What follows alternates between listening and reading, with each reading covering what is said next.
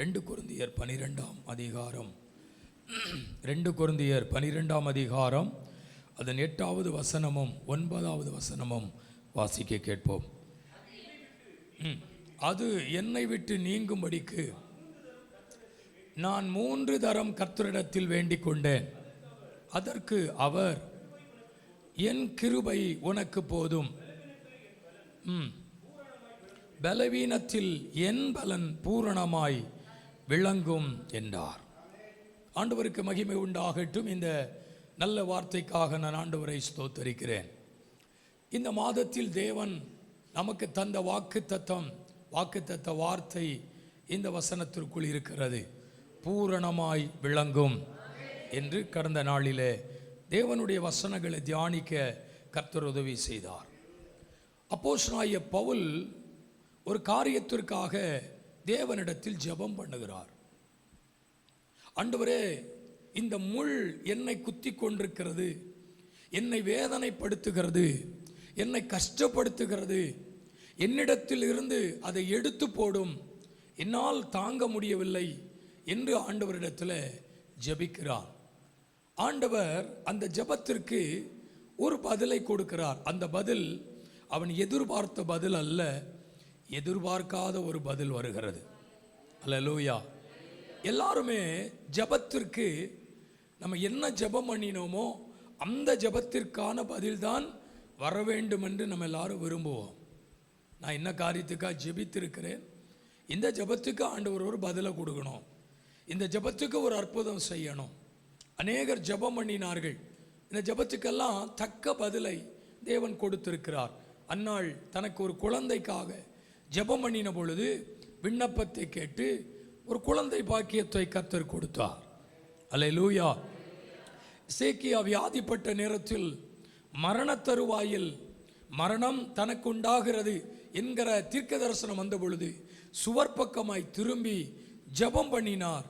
அந்த ஜெபத்தை கேட்டு இன்னும் அநேக வருஷங்கள் கூட்டி கொடுத்தார். வேதாகமத்தில் இப்படியெல்லாம் ஜெபத்திற்கான பதில்கள், என்ன ஜெபித்தார்களோ என்ன கேட்டார்களோ அந்த ஜெபத்திற்கான பதிலை கொடுத்ததாக வேதம் சொல்லுகிறது. ஆனால் பவுல் ஜெபம் பண்ணின பொழுது, இந்த வேதனை என்னை விட்டு மாறட்டும், இந்த கஷ்டம் என்னை விட்டு மாறட்டும், எனக்கு ஒரு அற்புதம் நடக்க வேண்டும் ஆண்டவரே, என்னால் தாங்க முடியவில்லை, 3 முறை அந்த காரியத்திற்காக ஜெபித்திருக்கிறார். ஆனால் பதில் எப்படி வருகிறது? ஜெபத்திற்கான பதில் அல்ல, அவர் எதிர்பார்க்காத ஒரு பதில் வருகிறது. என்ன சொல்லுகிறாராம்? என் கிருபை உனக்கு போதும்.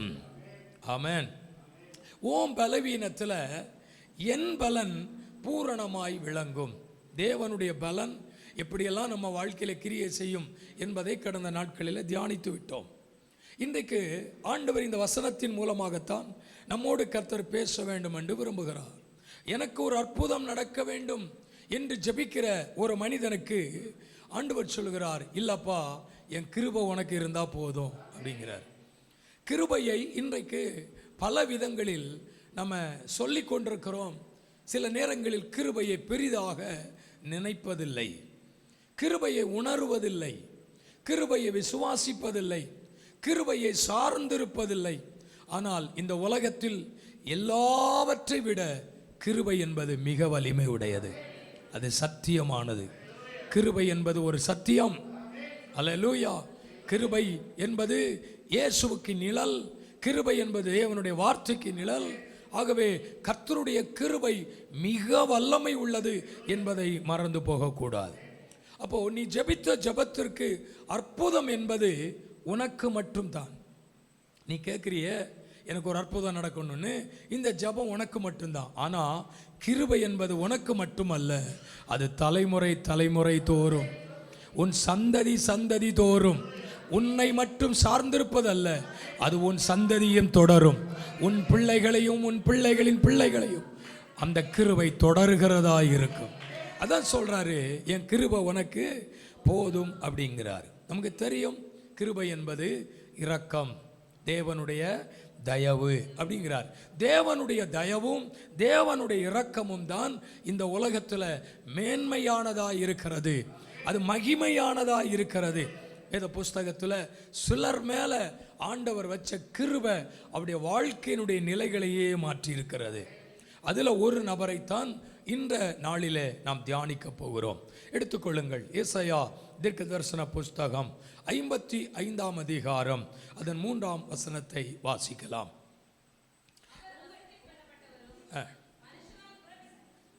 55:3. என்னிடத்தில் வாருங்கள், கேளுங்கள், உங்கள் ஆத்துமா பிழைக்கும். தாவீதுக்கு அருளின நித்தியமான கிருபைய உங்களுக்கு நித்திய உடன்படிக்கையாக ஏற்படுத்துவேன். கர்த்தர் சொல்றாரு, தம்முடைய ஜனங்களை பார்த்து, தாவீதுக்கு அருளின கிருபைய உனக்கு நான் கொடுப்பேன். அல்லேலூயா. நிச்சயமா தருவேன். தாவீதுக்கு அளித்த கிருபைய நித்திய உடன்படிக்கையாய் நான் ஏற்படுத்துவேன் அப்படின்னு சொல்றாரு. அப்போ தாவீதின் மேல் இருந்த கிருபை, ஆண்டவர் சொல்றாரு, என் கிருபை உனக்கு போதும். பல நேரங்களில் அது வேண்டும் இது வேண்டும் என்றெல்லாம் நம்ம ஜெபிக்கிறோம். பண தேவைகள், பணம் தாங்கப்பா அப்படிலாம் ஜெபம் பண்ணுறோம். ஆனால் ஆண்டவர் சொல்றாரு, பணத்தை விட கிருபையை கேளுங்கிறாரு. அல்லேலூயா. கர்த்தருக்கு ஸ்தோத்திரம். என கிருபை இருந்தால் அவை எல்லாவற்றையும் அது கொண்டு வந்து விடுமா. கிருபை எல்லாவற்றையும் அனுபவிக்க அது பலனாக இருக்குமா. பாருங்க, தாவீதின் மேல் தேவன் வைத்த கிருபை. கிருபை வேதம் சொல்லுகிறது. இன்றைக்கு நம்ம எல்லாருக்கும் தெரிந்த சத்தியத்தை தான் நாம் இன்றைக்கு கேட்க போகிறோம். தெரிந்த வசனத்தை தான் இன்றைக்கு தியானிக்க போகிறோம். இதெல்லாம் தெரியும் ஐயா, தாவீதை பற்றி எங்களுக்கு தெரியாததா அப்படின்னு இல்லாமல் கொஞ்சம் விழிப்போட கவனமாக இந்த வார்த்தையை கேட்டீங்கன்னா கிருபை பெருகும்னு சொல்கிறேன். போகும்போது கிருபையோட போவோம். இப்போ வசனங்களை நம்ம கேட்கும்போது ஆவியானவர் அந்த வசனத்தின் மூலமாய் நம்மோடு பேசுவார். இஸ்ரவேலின் 2வது ராஜாவாக ஏற்படுத்தப்பட்டவர் தாவீது. ராஜாவாக ஏற்படுத்தப்படுவதற்கான எந்த தகுதியும் தாவீதுக்கு இல்லை என்பது நமக்கு தெரியும். ஒருவன் அரசாள வேண்டும் என்றால், அரசன் ஆக வேண்டும் என்றால், ஒருவேளை அதற்கு சில தகுதிகள் இருக்கலாம். ஆனால் கர்த்தருடைய பார்வையில் அது தேவையில்லை என்பது தாவீது ஒரு உதாரணமாக இருக்கிறது. உலகத்தில் எந்த வேலை ஆனாலும் அதற்கு ஒரு தகுதி வேண்டும். எந்த இடத்தில் வேலை செய்கிறதா இருந்தாலும் அதற்கு ஒரு தகுதி வேண்டும். ஒவ்வொரு மனுஷனுடைய வாழ்க்கையிலும் தகுதியின் அடிப்படையில்தான் அந்த வேலை, தகுதியின் அடிப்படையில் தான் சேலரி, தகுதியின் அடிப்படையில் தான் ப்ரமோஷன், தகுதியின் அடிப்படையில் தான் எல்லா வசதிகளும். உலகம் பார்க்கும்போது சின்ன வேலையிலிருந்து பெரிய வேலை வரைக்கும் இந்த உலகம் பார்ப்பது தகுதியின் அடிப்படையில். ஆனால் ஆண்டவர் அவருடைய பிள்ளைகளுக்கு கொடுக்கிற ஒவ்வொரு ஆசீர்வாதமும் தகுதியின் அடிப்படையில் அல்ல, கிருபையின் அடிப்படையில். அல்லேலூயா. நம்ம யாருமே இந்த இடத்துக்குள்ள தகுதியின் அடிப்படையில் வரவில்லை, கிருபையின் அடிப்படையில் வந்திருக்கிறோம். ஆமென் சொல்லுங்க பார்க்கலாம். கவனிங்கள். அப்படியானால் இந்த தாவீதின் வாழ்க்கையில் எதிர்பாராத ஒரு இடத்திற்குள் அவனை கொண்டு வர வேண்டும் என்று கர்த்தர் விரும்புகிறார். இஸ்ரவேலில் தேவன் இந்த தாவீதை ராஜாவாய் ஏற்படுத்த வேண்டும் என்று அவர் திட்டமிட்டிருக்கிறார். ஏனென்றால் சவுல் தேவனுக்கு பிரியமான ராஜ்யபாரம் செய்யவில்லை. கர்த்தர் சொல்றாரு, இவனை ராஜாவாக்கினதற்காக மனஸ்தாபப்படுகிறேன். ஆகவே இவனை தள்ளி, சவுலை தள்ளி தாவீதை அந்த இடத்திற்கு கொண்டு வரும்படிக்கு தேவன் திட்டமிட்டிருக்கிறார், தேவன் விரும்பி இருக்கிறார். அதனால தான் இப்பொழுது சாமுவேல் இடத்தில் சொல்லுகிறார், ஈசாயினுடைய வீட்டுக்கு போ, ராஜாவாக தெரிந்து கொள்ளப்பட்டவன் அந்த வீட்டுக்குள்ளத்தான் இருக்கிறான், அங்கே தான் இருக்கான், நீ போ, அபிஷேகம் பண்ணு அப்படின்னு சொல்லி அனுப்புகிறார். இந்த தேவ மனுஷன் தீர்க்கதரிசி ஈசாயினுடைய வீட்டிற்கு போகிறான். கர்த்தர் அனுப்பியிருக்கிறார். ராஜாவை தெரிந்து கொள்வதற்காக, இஸ்ரவேலின் ராஜாவை ஏற்படுத்துவதற்காக கர்த்தர் அனுப்பியிருக்க. ரொம்ப சந்தோஷம், ரொம்ப மகிழ்ச்சி. ஈசாய் சொல்லியிருப்பான், என் வீட்டுக்குள்ளே இருந்து ஒரு பிள்ளைய ராஜாவாக ஆமென் ஏற்படுத்துவது எவ்வளோ பெரிய மகிழ்ச்சி. என் வீட்டுக்குள்ளே இருந்து ஒரு பிள்ளை ராஜாவா வர்றது எவ்வளோ பெரிய சந்தோஷம். சௌத்திரம். தேவனுடைய மனுஷன் வந்திருக்கிறார். மூத்தவனை கூட்டிகிட்டு வராங்க. இவனா இருக்கும். இவர் கூட நினைக்கிறாரு, கன்ஃபார்ம் பண்ணுறாரு, இவனாக தான் இருக்கும் போல, பார்க்கறதுக்கு அழகாகவும் இருக்கான், உயரமாகவும் இருக்கான், தோத்துரும், ஒரு ஒரு சாமர்த்தியமான மனுஷன் மாதிரி இருக்கிறான், இவனாத்தான் இருக்குமோ அப்படின்னு சொல்லும்போது ஆவியானவர் சொல்றாரு, இவனை தள்ளி. அல்லேலூயா. அவசரப்படாத, அவசரப்பட்டு அபிஷேகம் பண்ணிராத, இவனை நான் ஏற்படுத்தவில்லை, இவனை தள்ளி. ஈசாய் நினைக்கிறாரு, ஒருவேளை இவன் இல்லைன்னா அடுத்தவன் ரெண்டாவது பின்னால இருக்கிறான், அடுத்தவன் வருகிறான். ஆண்டவர் சொல்றாரு, இவனும் அல்ல. ஒவ்வொரு பிள்ளையாக அழைத்து கொண்டு வந்து நிறுத்துகிறார். அருமையான ஆவியானவர் சொல்றார், இவன் அல்ல. இப்ப தீர்க்கதரிசிக்கு ஒரு பெரிய குழப்பம், அவர் இருதயத்துக்குள்ள ஒரு பெரிய குழப்பம். எல்லாரும் வந்தாச்சு, ஒரு துணை இல்லைன்னு சொல்றாரு. அப்படியானால் அடுத்து யாராயிருக்கும்? யாராயிருக்கும்? நன்றை கவனிங்கள். கர்த்தருக்கு ஸ்தோத்திரம். என் சத்தத்தை விட அதுக்கு சத்தம் எவ்வளோ வெயிட்டாக இருக்கு பாருங்க. இவ்வளோத்துக்கு நான் மைக்கில் பேசுகிறேன், அது மைக்கே இல்லாமல் அவ்வளோ சத்தம் இருக்குன்னா அதுவும் ஒரு கிருபை தான். அல்லேலூயா. கவனிங்க, கர்த்தருடைய வசனத்தை, வார்த்தையை கேளுங்க. அப்போ ஈசாயினுடைய வீட்டுக்கு போய் அவனை தெரிந்து கொள்ளவில்லை, யாரையும் தெரிந்து கொள்ளவில்லை. இப்போ அவர் தான் கேட்குறாரு, இத்தனை பேரை கொண்டு வந்த ஆண்டவர் இல்லைங்கிறாரு, ஒருவேளை வேற யாராவது பிள்ளை இருக்குமோ, ஒருவேளை வேற யாராவது வீட்டுக்குள்ள ஒளிச்சிடிச்சு வச்சிருக்கானா, ஒன்றும் தெரியலையேன்னு இவரா கேட்குறாரு. ஐயா, வேற பிள்ளைகள் உங்களுக்கு உண்டா அப்படின்னு கேட்கும்போது தான் ஒரு அறிமுகம் வருகிறது. இருக்கிறான். 1 சாமுவேல் 16:11 அவன் காட்டிலே ஆடுகளை மேய்த்து கொண்டிருக்கிறான். அல்லேலூயா. நன்றை கவனிங்கள், காட்டிலே ஆடுகளை மேய்த்து கொண்டிருக்கிறான்.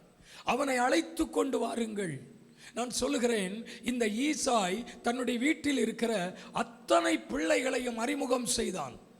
இவனை பாருங்க, ஒருவேளை இவனா இருக்கலாம், இல்லை அடுத்தவனா இருக்கலாம், இல்லைனா 3வது பையனா இருக்கலாம், இல்லை ஒரு 5வது பையனா கூட இருக்கலாம். அப்படின்னு ஒவ்வொருத்தரை அறிமுகம் செய்யும் போது தாவீதை குறித்து தன் சகோதரர்களுக்கோ தன் தகப்பனுக்கோ அக்கறை இல்லை, யாரும் அறிமுகப்படுத்தவில்லை. இவர் கேட்கிறார், வேறு பிள்ளை இருக்குதா? அதுக்கப்புறம் தான் சொல்றாங்க, ஆமா இருக்கா, காட்டில் ஆடு மேய்த்து கொண்டிருக்கிறான். நன்றை கவனிங்கள், காட்டிலே ஆடு மேய்த்து கொண்டிருக்கிறவன், அவன் வாழ்க்கை முறை எப்படி இருக்கும்? அவன் வசதிகள் எப்படி இருக்கும்?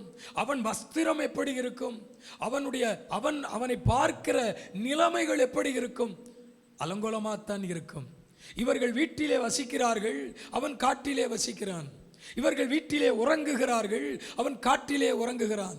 இவர்கள் வீட்டிலே சாப்பிடுகிறார்கள், அவன் காட்டிலே சாப்பிடுகிறான். என்ன உணவு இருக்கும்? போற இடத்துல ஏதாவது கிடைக்கும், சாப்பிட்டுட்டு போயிட்டே இருப்பான். தங்குகிற இடம் நிரந்தரம் அல்ல, இருக்கிற இடம் நிரந்தரம் அல்ல, தூங்குகிற இடம் நிரந்தரம் அல்ல. இன்னைக்கு ஒரு இடம், நாளைக்கு ஒரு இடம், நாளைக்கு ஒரு இடம், நாளான்னைக்கு இன்னொரு இடம்.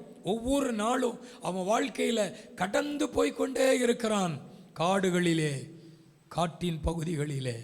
ஆனால் ஒன்று மட்டும் தெரியும், அத்தனை பேருக்கும் இல்லாத கிருபை கர்த்தர் தாவீதின் பேரிலே வச்சிருந்தார். அல்லேலூயா. அவர் சொல்றாரு, மனுஷன் பார்க்கிற விதமாய் நான் பாரேன். மனுஷன் முகத்தை பார்க்கிறான், நானோ இருதயத்தை பார்க்கிறேன், இருதயத்தை பார்க்கிறேன். அப்போ தாவீதுக்கு அருளின கிருபையை நான் உனக்கும் தருவேன் அப்படின்னு சொல்றாருன்னா, தாவீதின் மேல் வெளிப்பட்ட கிருபை எவ்வளவு பெரிய பாக்கியமான கிருபை. ஒரு மேய்ப்பனின் நிலைமை எந்த மனுஷனாலும் ஏற்றுக்கொள்ள முடியாது. ஆடுகளின் பின்னே அருமையானவர்கள் அலைந்து கொண்டிருந்த நிலைமை. இப்படித்தான் அவனுடைய வாழ்க்கை முறை இருக்கிறது. ஆனால் கர்த்தருடைய கிருபை ஒரு நாள் அவனை வெளியிலே கொண்டு வருகிறது. அல்லேலூயா.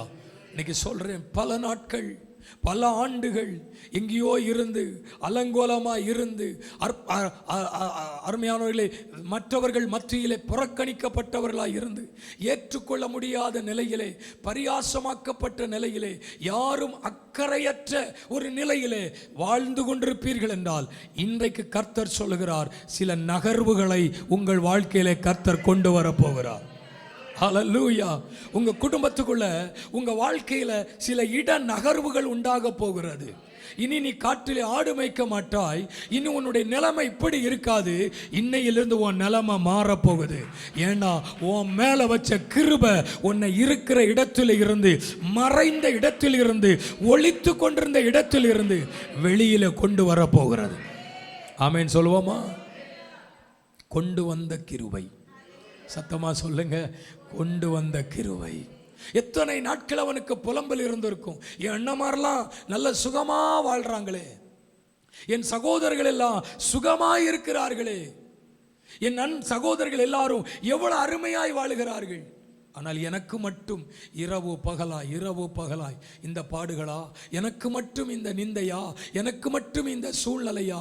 ஒருவேளை மற்றவர்களுக்கு முன்பதாக உங்களுடைய நிலைமை மோசமாக இருந்திருக்கலாம், மற்றவர்களுக்கு முன்பாக உங்கள் வாழ்க்கை தரம் குறைந்ததாக இருந்திருக்கலாம். இன்னைக்கு சொல்லுகிறேன், கர்த்தர் உங்கள் வாழ்க்கையில் சில நகர்வுகளை கர்த்தர் ஏற்படுத்த போறார்.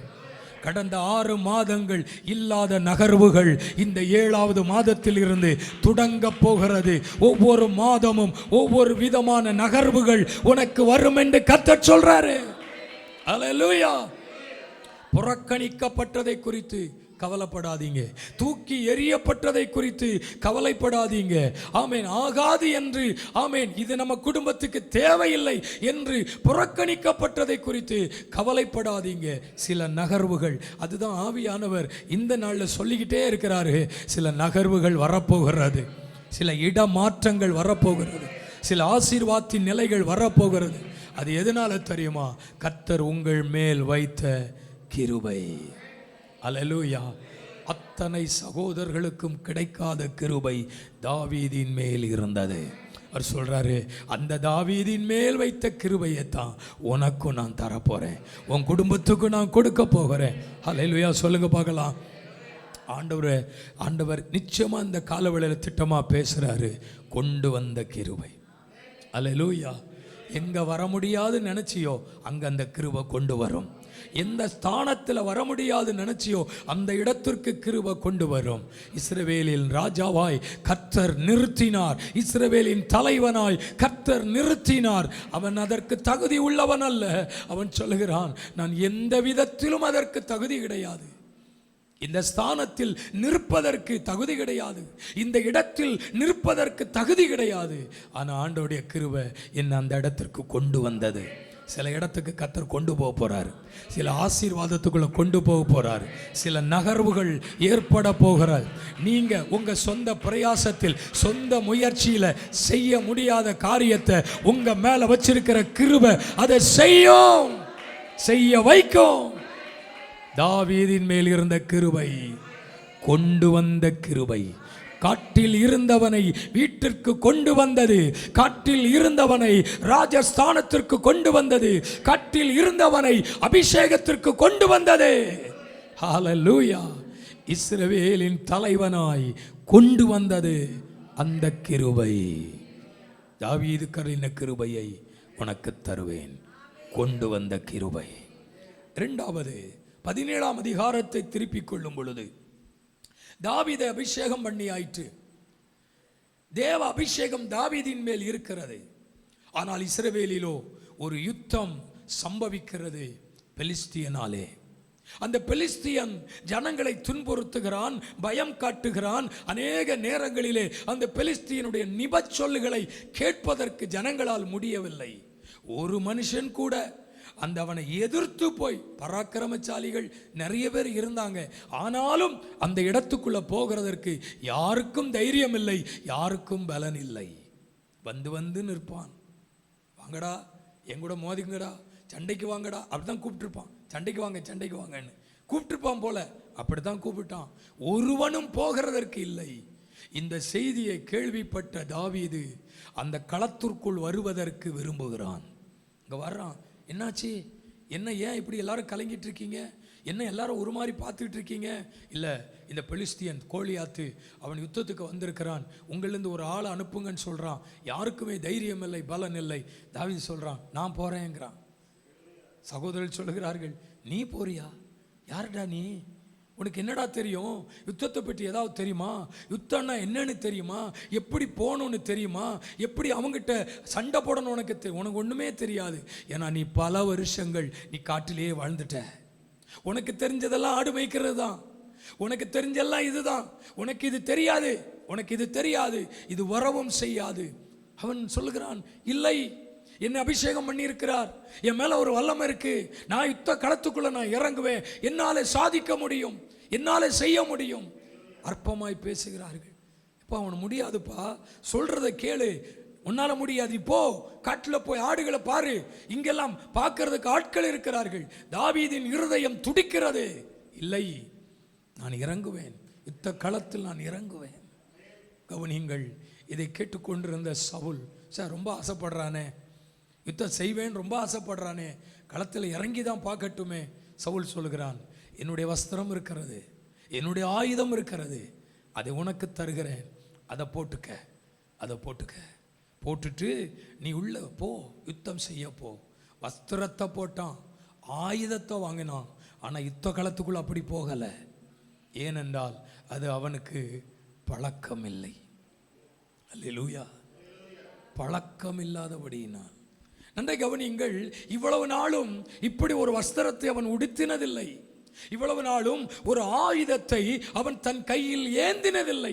அவன் மேய்ப்பன் அல்லவா, அவன் கையிலே ஒரு கோல், அவனுக்குள்ளே ஒரு பேகு, ஒரு பை, மேய்ப்பனுக்குரிய ஒரு பை, அவன் கையில கோல். இதுதான் அவனுக்கு பழக்கம், இதுதான் அவனுக்கு பழக்கம். ஆனா இப்போ இந்த வஸ்திரம் அவனுக்கு பழக்கம் இல்லை, இந்த ஆயுதம் அவனுக்கு பழக்கம் இல்லை. கலற்றி எறிகிறான்.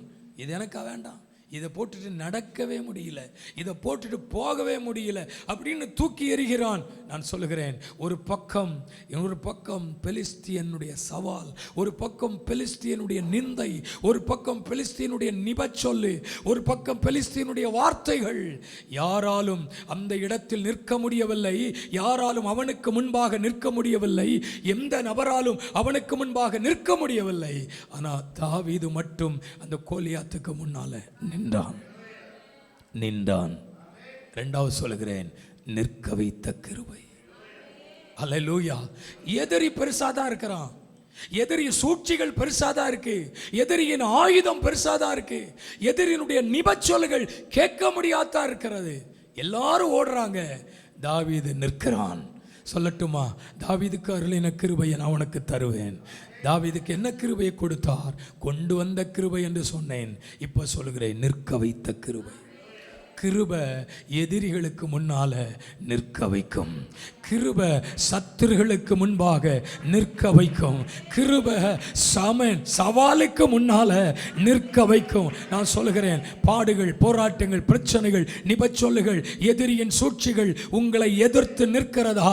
நீங்க பயந்தோ முதுகு காட்டியோ ஓட வேண்டிய அவசியம் இல்லை. ஏனென்றா உங்க மேல இருக்கிற கிருபை சத்துருக்கு முன்னால உங்களை நிற்க வைக்கும். அல்லேலூயா. நிற்க வைக்கும். நீங்க எதை கண்டு பின்வாங்கி போக கூடாது, எதை கண்டு பின்மாற்றம் அடையக்கூடாது. இது என்னால முடியாது, இது எனக்கு சாத்தியம் இல்லை என்று சொல்ல வேண்டிய அவசியம் இல்லை. ஏனென்றால் கிருபை உங்களை நிற்க வைக்கும். அல்லேலூயா. அதனால தான் தாவீது சொன்னார், சத்துருகளுக்கு முன்னால எனக்கு ஒரு பந்திய ஆயத்தப்படுத்தி என் தலைய எண்ணெயா என் பாத்திரம். அல்லேலூயா. சவாலுக்கு முன்னால நிற்க வைத்தது, சத்துருகளுக்கு முன்னால நிற்க வைத்தது. அல்லேலூயா. நான் சொல்லுகிறேன், நிற்க வைத்த கிருபை. தாவீதுக்கு அருளின கிருபை, நிற்க வைத்த கிருபை. நிச்சயமா சொல்லுகிறேன், எந்த இடத்திலும் நீங்கள் பயந்து போக வேண்டிய அவசியம் இல்லை, எந்த சூழ்நிலைகளை கண்டு கலங்கி நிற்க வேண்டிய அவசியம் இல்லை, என்னால் இது முடியாது என்று சொல்ல வேண்டிய அவசியம் இல்லை. நிற்க வைத்து, ஒன்று சொல்லட்டுமா, உங்களை நிற்க வச்சு ஆவியானவர் யுத்தம் பண்ணுவார். ஆமென் சொல்லுங்க. போன வாரத்தில் யுத்தம் கர்த்தர் செய்வார் என்று உங்களோடு நான் பேசினேன். உங்களுக்கு மறந்திருக்கும், ஞாபகம் இருக்காது. அல்லேலூயா. கர்த்தருக்கு மகிமை உண்டாகட்டும். ஆண்டவர் நல்லவர். கவனியுங்கள், இன்னைக்கு சொல்றேன், நம்மளை நிற்க வச்சு அவர் அடிப்பாராம். ஆமென் சொல்லுங்க. நம்மளை நிற்க வச்சு அவர் அடிப்பாராம். நீங்க போராட வேண்டிய அவசியம் இல்லை, நீங்கள் கலங்க வேண்டிய அவசியம் இல்லை. உன்னை சத்துருக்கு முன்னால நிற்க வச்சு அவரே யுத்தத்தை பண்ணுவாரு, அவரே காரியத்தை நடப்பிப்பார், அவரே சவாலை முறியடிப்பார், அவரே நிபச்சொல்ல மாற்றுவாரு. அல்லேலூயா. நிற்க வைக்கிற கிருபை, நிற்க வைப்பாரு. யுத்தத்தை அவர் செய்வார், ஜெயத்தை அவர் கொண்டு வருவார். ஆமாம், கல்லை வீச வேண்டியதான் தாவீதுக்கு வேலை, சத்ருவை கீழே விழ வைக்கிறது அவருக்கு வேலை. எந்த இடத்திலும் உங்களை நிற்க வச்சு தாங்க கர்த்தர் கிரியை செய்வார். ஹல்லேலூயா. அவர்கள் முறிந்து விழுந்தார்கள், நாங்களோ எழுந்து நிமிர்ந்து நிற்கிறோம். தன் படையை, பலத்தை, பராக்கிரமத்தை ஆமென் நம்பி நின்றவர்கள் விழுந்தார்கள். கர்த்தரை நம்பி நின்றவன் நிமிர்ந்து நிற்கிறான். கர்த்தர் சொல்றார், நான் உன்னை நிற்க வைப்பேன், சமுதாயத்தில் நிற்க வைப்பேன், குடும்பத்துக்கு முன்னால நிற்க வைப்பேன், ஆமென் எதிரிகளுக்கு முன்னால நிற்க வைப்பேன், துரத்தினவர்களுக்கு முன்பாக நிற்க வைப்பேன், உன்னை அவமானமாய் பேசினவர்களுக்கு முன்பதாக நிற்க வைப்பேன், நிமிர்ந்து நிற்பீர்கள். அதைத்தான் இஸ்ரவேல் ஜனங்களுக்கு சொன்னார், உங்களை நிமிர்ந்து நடக்க பண்ணினவர் நான், நிமிர்ந்து நடக்க பண்ணினவர் நான். அல்லேலூயா, கர்த்தருக்கு ஸ்தோத்திரம். சரித்திரமே மாறினது. யாருக்கும் செய்யாததை, எந்த நபராலும் செய்ய முடியாததை தாவீதை கொண்டு கர்த்தர் செய்தார். அப்படியானால் தாவீதுக்கு அருளின கிருபை அவனை நிற்க வைத்தது. வாசியுங்கள் 2 சாமுவேல் 3ஆம் அதிகாரம் அதன் 1ஆம் வசனத்தை படியுங்கள். 2 சாமுவேல் 3:1 வாசிப்போம். சவுலின் குடும்பத்துக்கும் தாவீதின் குடும்பத்திற்கும் நெடுநாள் யுத்தம் நடந்தது. தாவீது வர வர பலத்தான்.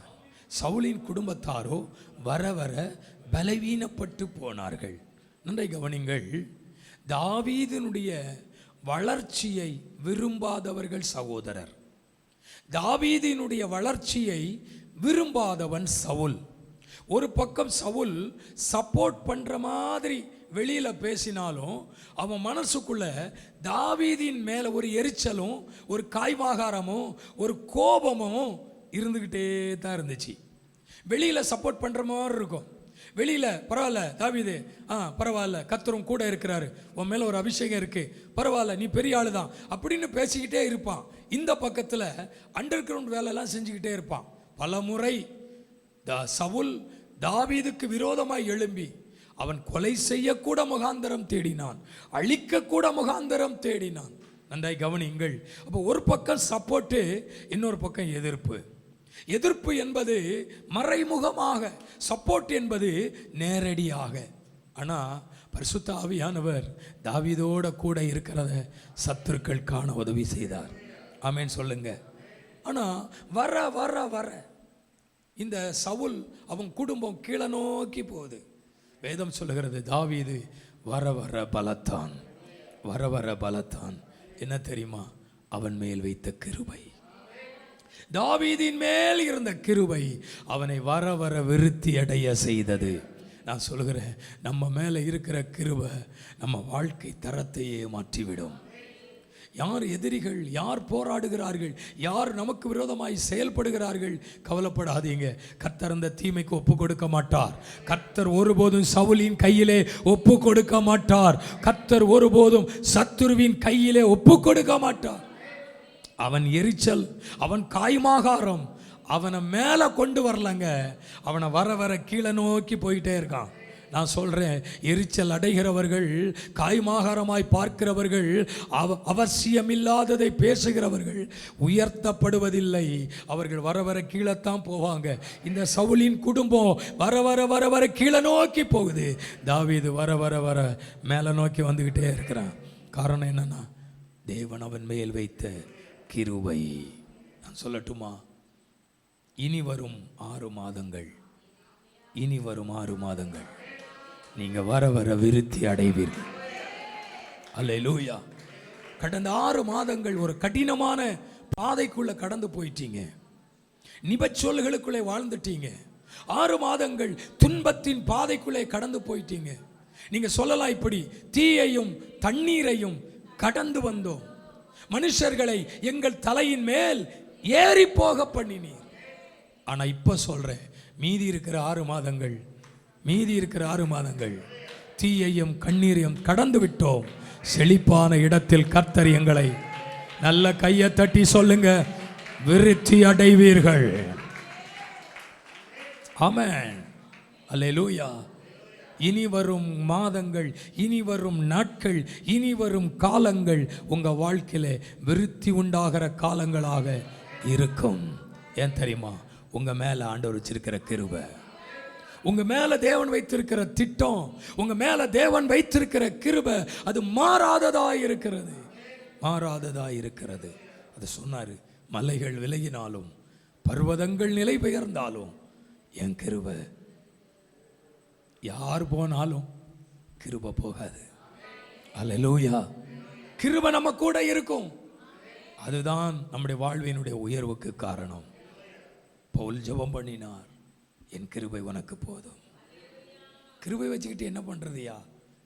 அதுதாங்க எல்லா நிலைக்கும், எல்லா இடத்துக்கும், எல்லா சூழ்நிலைக்கும் தேவை. அதுதான். அல்லேலூயா. 3 காரியம் சொன்னேன். தாவீது கருளின கிருபை. 1, கொண்டு வந்த கிருபை. 2வது, நிற்க வைத்த கிருபை. 3வது, விருத்தி அடைய செய்த கிருபை. அல்லேலூயா. நம்ம எப்பவும் இப்படியே வாழ கர்த்தர் விட மாட்டார். எப்பவும் இப்படியே அலைய கர்த்தர் விட மாட்டார். இப்படி எப்படி தூக்கி எறியப்பட விட மாட்டார். உலகம் சரித்திரம் திரும்பி பார்க்கத்தக்க அளவுக்கு ஒரு நாள் நம்முடைய தலை சமுதாயத்துக்கு முன்பாக, ஜனத்துக்கு முன்பாக உயர்த்தப்படும். திரும்பி பார்ப்பார்கள். திரும்பி பார்க்க வைக்கும் கிருபை. பார்க்காம போனவெல்லாம் என்ன திரும்பி பார்ப்பான். கண்டுகிடாம போனவங்கெல்லாம் என்ன திரும்பி பார்ப்பான். பார்த்தும் பார்க்காம போனவங்களெல்லாம் என்ன திரும்பி பார்ப்பான். யார் இது? தாவீதா? அவன் அரசனா? அவன் ராஜ்யபாரத்தில் இருக்கிறானா? அவன் பெரிய ஆசீர்வாதத்திற்கு உடனாளியா இருக்கிறானா? யோ, அவன் ஆடு மேய்த்தவன் தானே, அவன் காட்டில் அலைஞ்சவன் தானே, அங்கங்க கூடாரம் போட்டு படுத்து எழுப்பினவன் தானே, இன்னைக்கு ராஜவஸ்திரம் தரித்து ராஜமேன்மை அடைந்திருக்கிறானே என்று ஒட்டுமொத்த ஜனங்களும் திரும்பி பார்க்க வைத்ததென்றால் நான் சொல்லுகிறேன், கிருபை திரும்பி பார்க்க வைக்கும். ஆமென். நிறைய பேர் பார்த்துட்டு கூட பார்க்காத மாதிரி போவாங்க. நாள் ஒன்று வரும், ஒரு பக்கம் நம்மளை பார்த்துட்டாருன்னா இவன் கண்ணிலே முழிக்கக்கூடாது, இந்த ஆள் கண்ணிலே படக்கூடாதுன்னு வேறு பக்கமாய் திரும்பி போவார்கள். ஒரு நாள் வரும், ஒரு நாள் வரும், கிருபை அவனை திரும்பி பார்க்க வைக்கும். நம்ம ஆண்டவர் எப்பொழுதுமே நம்மளை உன்னதத்தில் வச்சு அழகு பார்ப்பாருங்க, உயரத்தில் வச்சு அழகு பார்ப்பாருங்க. குப்பையில் கிடக்கிறவனை பிரபுக்களோட உட்கார செய்கிற ஆண்டவர், குப்பையில் கிடக்கிறவனை பிரபுக்களோட உட்கார செய்கிற ஆண்டவர். அதை செய்ய ஆண்டவரால் முடியும் நினைக்கிறீங்களா? எல்லாரும் எழுமே நிற்போம், ஜெபம் பண்ண போகிறோம். தாவீது கருளின கிருபையை நிச்சயமாய் உனக்கு தருவேன். அல்லேலூயா. ஆரம்பம் அலங்கோலமாய் இருந்தது, ஆனால் முடிவு சம்பூர்ணமாய் இருந்தது. ஆரம்பம் அற்பமாய் இருந்தது, ஆனால் கிருபை அவன் வாழ்க்கையின் நிலைகளை மாற்றிவிட்டது. என்னைக்கு இப்படியே இருக்கணும் ஆண்டவரே, என்னைக்கு இப்படிதான் மற்றவங்களை கையேந்தி வாழணும் ஆண்டவரே, என்னைக்கு என் வாழ்க்கை இப்படிதான் இருக்குமா ஆண்டவரே, என் நிலைமை மாறாதா, என் சூழ்நிலை மாறாதா? உனக்குத்தான் சொல்றாரு, உங்களுக்குத்தான் சொல்றாரு. கொண்டு வந்த கிருபை, நிற்க வைத்த கிருபை, விருத்தியடைய செய்த கிருபை. ஹல்லேலூயா. கிருபை வேண்டுமே, கிருபை போதுமே, உங்க கிருபை இல்லாம நான் ஒன்றும் இல்லையே. கிருபை வேண்டுமே, கிருபை போதுமே, உங்க கிருபை இல்லாம நான் ஒன்றும் இல்லையே. இயேசுவே,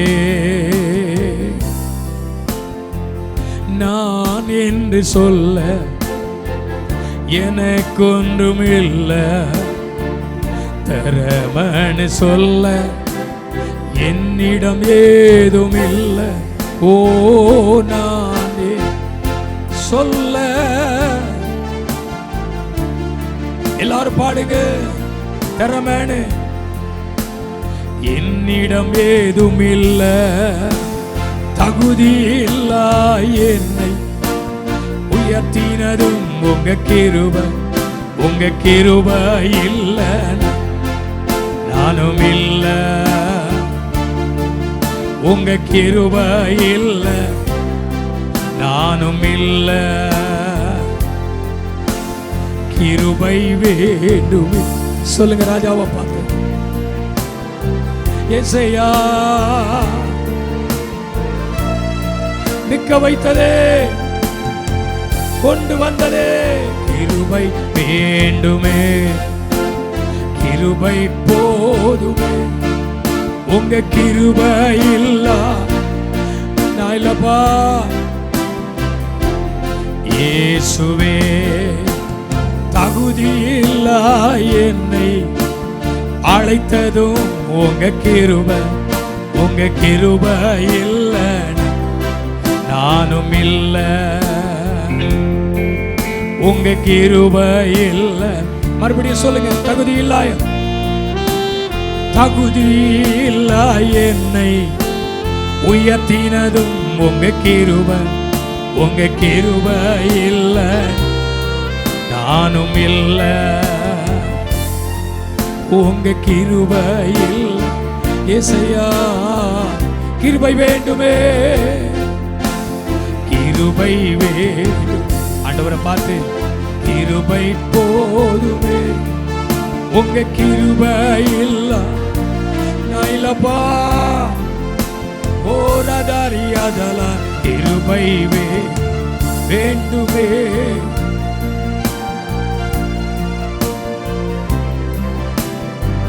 இயேசையா இயேசுவே. ரெண்டு கைகளைய தட்டி இந்த ஆலயத்துக்குள்ள கொண்டு வந்தது தேவ கிருபை.